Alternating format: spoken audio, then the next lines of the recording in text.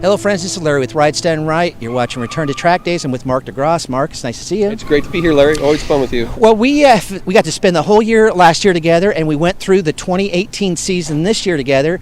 And let's talk about some of the highs and lows with good things that happened through the year, things that didn't quite go so good. Let's talk about Too Fast. Yeah, well, it started off rough because Wormer canceled. We had our first event was here, and Wormer unfortunately had insurance issues and had to cancel the first race round. But because of that, there was a lot of new novice racers that wanted to take the clinic, and so together, Too Fast and Wormer worked together where we'd pull off the Friday track day without the race weekend going, so all the new racers could go through and get their licenses.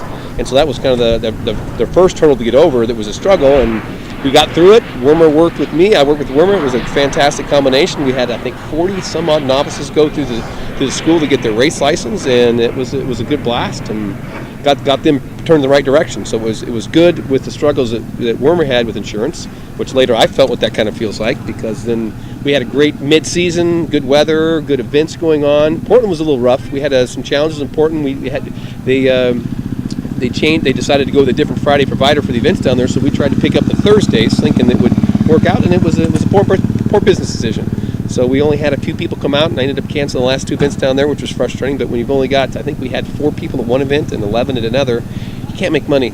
When you have I was one of those. Yeah. Each of it was a great. If you're a customer, it was a great day to have the track all to yourself. Good day to go to the track with Mark. Not such a good day. So that was a little bit of a low. But then we had a great time at the Ridge there for a couple events, and then kind of the same thing that hit Wormer with getting insurance and all that kind of stuff. That part of the sport, there's so much risk and liability. If you don't get coverage or something happens with your insurance, you're kind of basically screwed. And it kind of seems like that is one of the stories of 2018 is that is insurance. And can you speak to why it's being why it's risen to all of a sudden such a problem? What I think is that we all sign these waivers. The waivers don't mean anything. Attorneys don't honor them. Because in the end, what happens is they go down and they will pick it apart tooth and nail. Even though you're willing to sign your life away, you sue me or the track or whatever, and it's like, well, he said that, but you had gross negligence. It was still your fault and do that. You look at some of the issues down at that, I know of one with Kegwins that it wasn't even their problem. The guy hit the sandbag that the track placed there that the track put in for drainage issues. I'm not pointing the finger at anybody. I'm just saying, yet they didn't sue the track. They sued Kegwins, track day provider, and lost.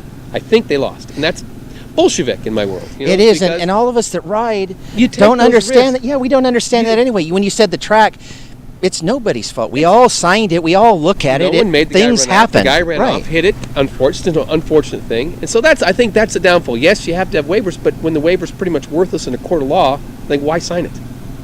All it really does is it makes it so the insurance company has to pay whoever wants to sue. It takes the liability off of you, but then whoever you bought the insurance through has it. So therefore, if you don't have insurance or you have a problem with your insurance, you instantly can't have a day. Now, you've been doing this a while, Mark. Is there an answer to this? I don't know there is. I would love to see the legal side of things, which is our attorneys, actually hold up a waiver and say, Larry, and I'm not going to pay. Yeah. So Joe Blow Ryder, you signed this waiver that said you assumed all these risks, yet a risk that happened. And why does the insurance company owe you $4.2 million or $1 million or $500,000? Because we signed that to buy my house. Mm-hmm. We signed that to buy, if you have a car that you do payments. They find a loophole of negligence of any kind. Any kind. All you need is a little tiny loophole, and the rest is irrelevant. And that's how.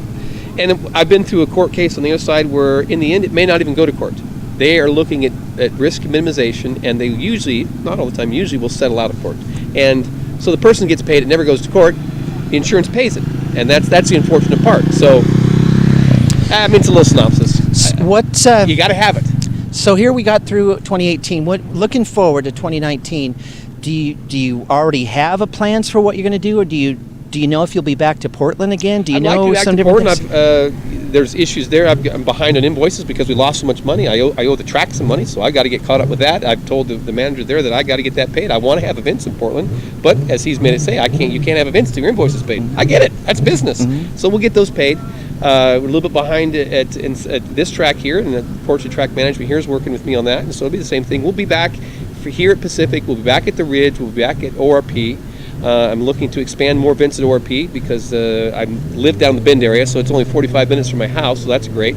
And there's a great demand there, and we've been growing ridership down there. We went there the first 2 years for a while and then took a little lull because not as many riders wanted to go when the Ridge came out. Now that the Ridge is not so new, people want to hit everything again. Yeah. And so we're seeing more ridership come back there. We had 2 events there last year, one event there this year, and I expect 2 or 3 events there. So that track has me wanting to get a 600 because I feel like a 600 would be just perfect for that track. Very good track. Just a nice size. Perfect bike, I think, there is like an SV 650, about a 70 horsepower bike. Yeah. 70 to 80 horsepower bike's perfect.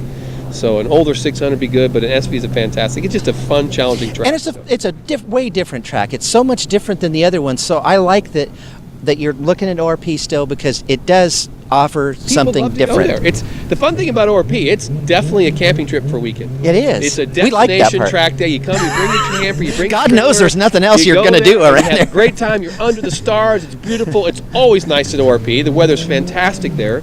And so it's a great place to have a track day. The mornings are beautiful. Oh, they're gorgeous. And the evenings. Sit down and eat. Yeah. Everything is great place. I find any racetrack at about 8 o'clock at night when everyone leaves, it's one of the most quiet, peaceful places. I've walked Pacific Raceways, I've walked the Ridge, I've walked PIR, I've walked Laguna Seca, Infineon. You walk a track at night when it's quiet, it is beautiful and quiet and serene. And then there's terror during the day. You know? We've done that same thing, and it's funny. I get goosebumps even thinking about it. It's just a cool part. For those of us that are into this kind of stuff get that.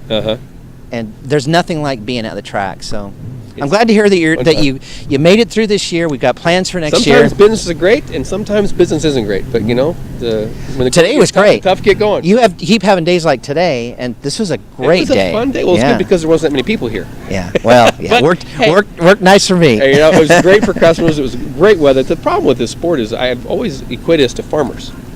You're looking at the weather, and the problem is that you look about in the Northwest, people look about 5 to 6 days out, and the forecast 5 to 6 days out is bad. It doesn't matter what happens the day of the event. It's what the forecast says 5 to 6 days out. So this event, this one said that it said it was going to rain. Tuesday said rain, then Wednesday it flips to partly sunny, partly cloudy, and then most of the day was completely sunny. I'm like, this was a great day. So I was sweating my butt off this morning. It was I couldn't believe it. I want to bribe a weatherman and say, would you just say something good? We thought the same thing, and we are those people. We were looking at that same thing, going, well, we want to do videos, so we want it to be nice. So I can't blame my customers.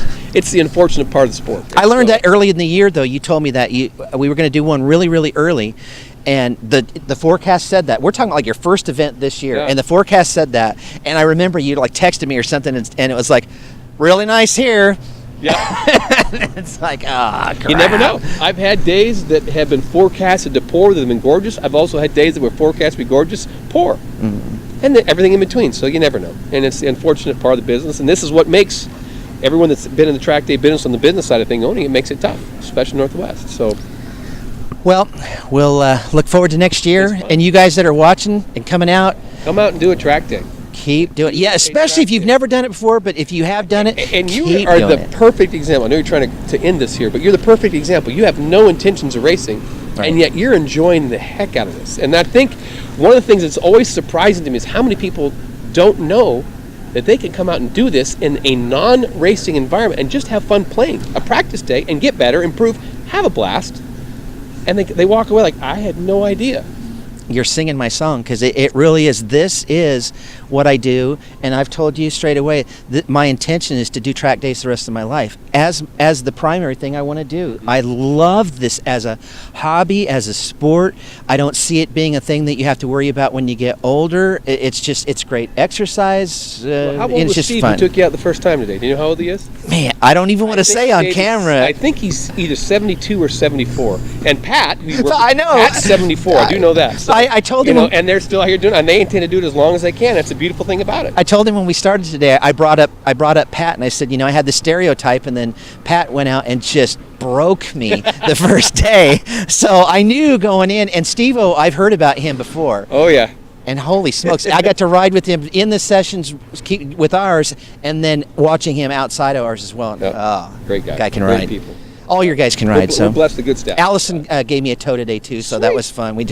All your people Canadian. really. You got a tow by Canadian. Yeah. You still it the same way, and it all worked out fine, huh? Did you go third faster?